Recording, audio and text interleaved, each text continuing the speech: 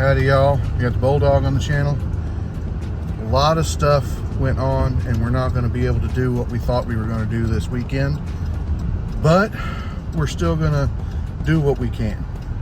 We are on the road now, getting ready to head south and get some prep work done for another trip that we're going to have to take now. Back into the truck that mounts the springs is all rusted out, so can't hook to the trailer and haul a load. Lights on the trailer aren't wanting to cooperate with me. I'm gonna have to rewire the whole thing, so the trailer's down too. But anyway, we're gonna go down there and do some prep work. I've got the bullpup in the back. Hey, my name's Hollow. Got the littermate over here. She's driving for a while. And we're gonna go prep Mom's car for the trip home. I'll pop in every once in a while and stitch it together later. But we've had a lot of bad luck here in the last, I don't know, life. But hopefully by next month I'll be able to come out with the video where the car comes up here and stays. Here's the Bobby Hooper tunnel. So we get to go underneath the mountain. Boom! Here we are. Flying low because everybody's flying low along this road right now.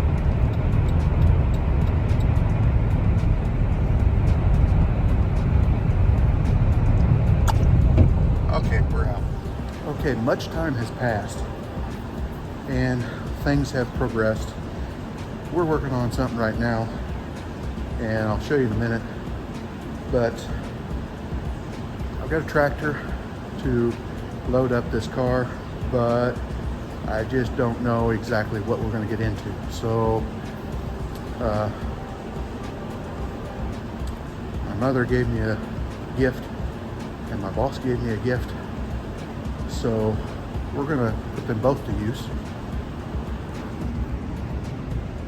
There's going to be something sitting on that here in a few minutes. But I got rid of that thing.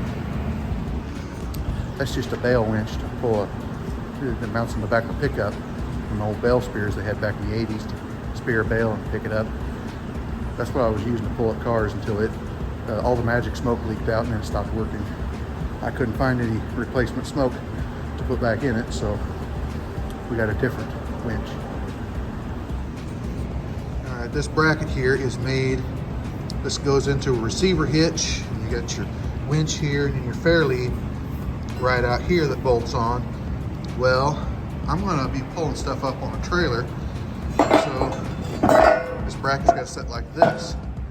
So here's our thought. I've got the old winch off, I'm gonna put this piece on here like this, and then flip that over. We've got this piece here we're going to put on there like this. It's going to stick out. That way this can be put in a receiver hitch and pulled. It can be put in this hitch and pulled, going the same direction. We're going to put another brace from here on over to the side. It's not going to interfere with my pin to hold it down. You know, basically we're going to redneck it again, but I want this thing to where for security purposes I can pull it off, put it in the back of the truck and lock it up. I can pull it off and put it in a receiver hitch on a vehicle and pull out that way. I can put it in the front of a vehicle because you got receiver hitches in the front of a lot of them now because the snow plows will hook up to it. You can tow stuff with it that way. Now we've had that for 35 years. Put that on the front of Mitzi, so we were, you know, trying to put in four-wheel wagons with a steering axle in the front. You can't hardly back them things up, and Hettinger's got a problem with the neck up here, and you can't turn your head much. So why don't you just hook it to the front end and watch yourself? So we have put hitches on front of everything. Put it on the front of a vehicle, have your winch up front, and eventually I want to have a way to quickly hook up battery and stuff, because battery box. But you know, just different ways to do things. Okay, a way late night last night, and we've got this bracket sitting here all ready to go. Welded on the bottom, capped, drilled, put an extra brace over here, welded this on, capped, looped. All custom work, which I did not do. My boss did it for me, because I'm a pilot welder. I pile it on until it's, you know, stuck. He welds to, you know, make it look good and not come apart. I could be better. Probably won't be, but he's better. For the time being, yeah, I'll ask. Okay, got her all bolted up. Got my little remote plugged in here.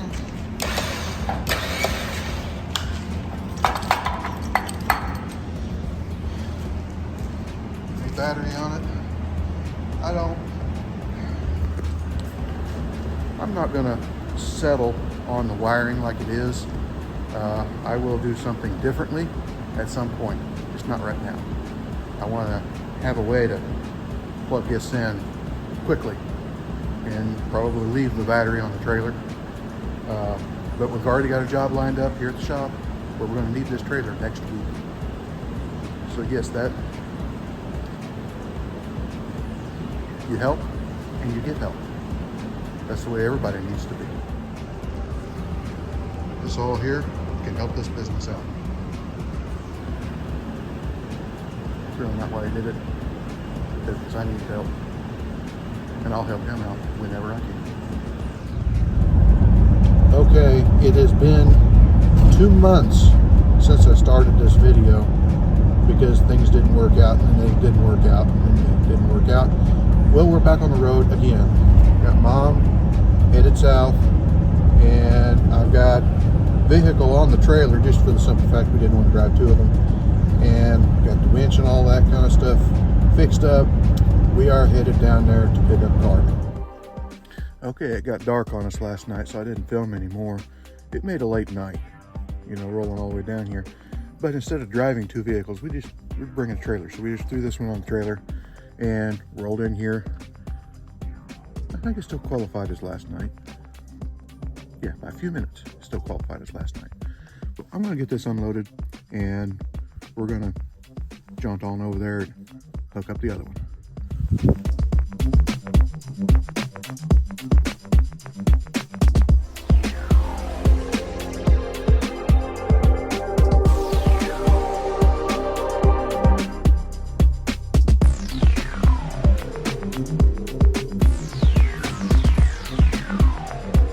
Okay, we're hooked up out in the cow pasture. I'm hooked to the upper arm on the 3-link suspension. It's unhooked on the other side, but it's not unhooked on this side, so hopefully everything goes all right. I'm going to time lapse you, and we'll see how long this takes us. All the footage from me loading this car was gone. When I got the thing most of the way up on there, and I looked at my phone, it hadn't recorded anything. I got half a second, and it shut itself off. I don't know what the heck happened to it, but it was an adventure. It took us probably an hour, and I ended up crawling underneath the trailer with it half loaded up to do some stuff. A transmission hooked onto the end of the trailer, and it pushed itself out, but that was okay because we needed to pick it up and put it in the trunk anyway for tail weight.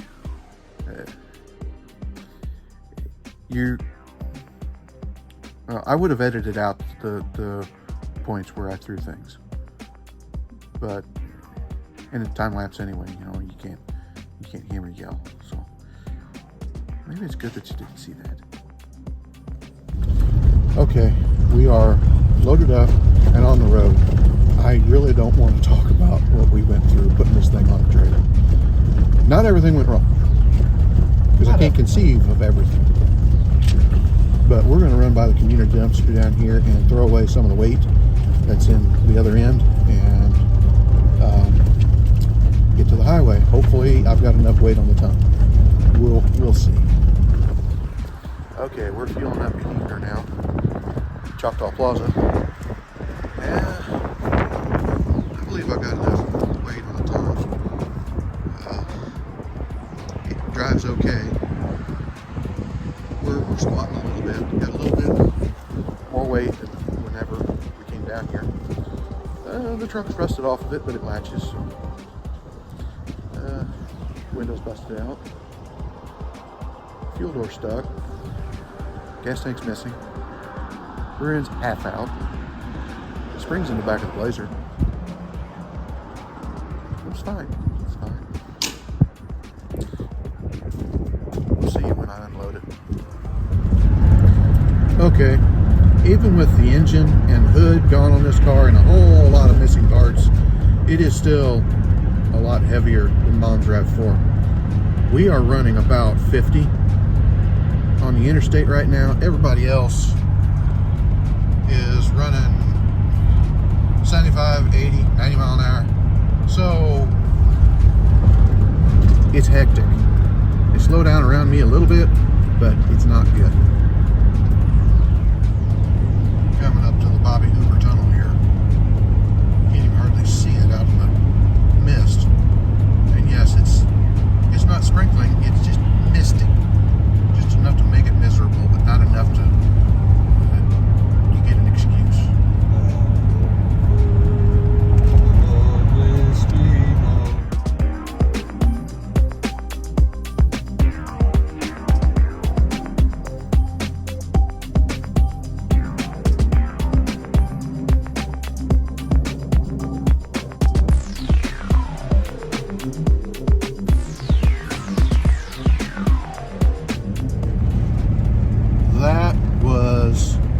Fayetteville, and it just bleeds into Bentonville, and it is like an hour and a half 6-lane stress.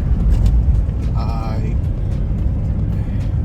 remember watching time lapses of Vice Grip Garage and Junkyard Digs, both, you know, driving something slow through populated area.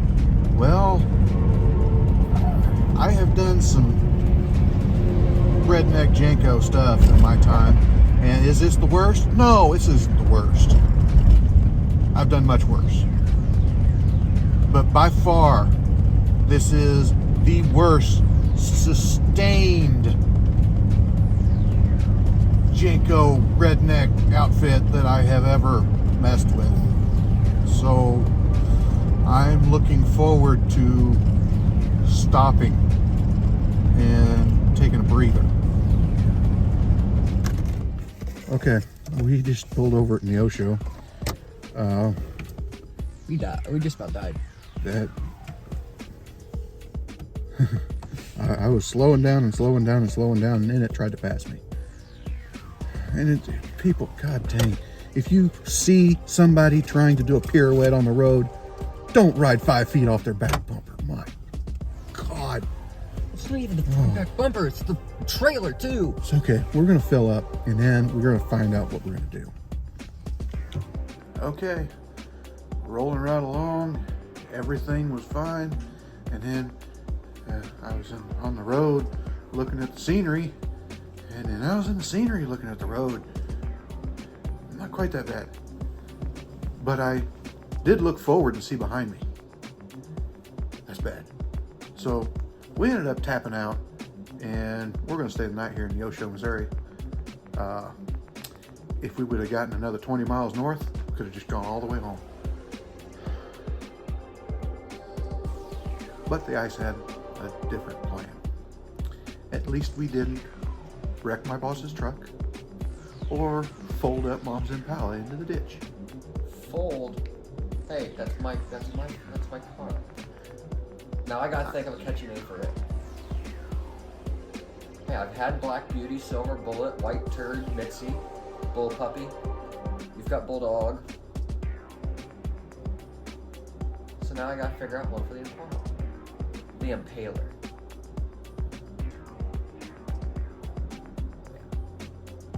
We'll go with Impaler. The 1963 Impaler. How about the ballerina? Maybe the ice princess? Whatever just goes up on storm. goes up on one toe and goes. Beyblades, let it rip. I asked him. I told him. You know how many times I have saved a vehicle that far out of shape? He says, how many? One. That was it. Anyway, hopefully the weather's going to be better. We got a window, I think, about 12 hours long, so we can make that 13-hour trip. Okay, we spent the night in the O show. We got back out on the interstate. It immediately started freezing rain. So we poked along at 20 mile an hour, and then at 25 mile an hour, and then at 30 mile an hour. And right now I'm running 45. I was able to shut off the four-wheel drive. We're gonna run straight north and try to get out of this crap, and I think we're getting out of it right now. So Not to hopefully, mention the sun's starting to come out too. yeah, so sun's help. coming out, but it's still less than 20 degrees out, so For now. there's that. But hopefully, if I go far enough north, I'll get out of this stuff and we can make some good time and maybe get home before dark. Hopefully before dark.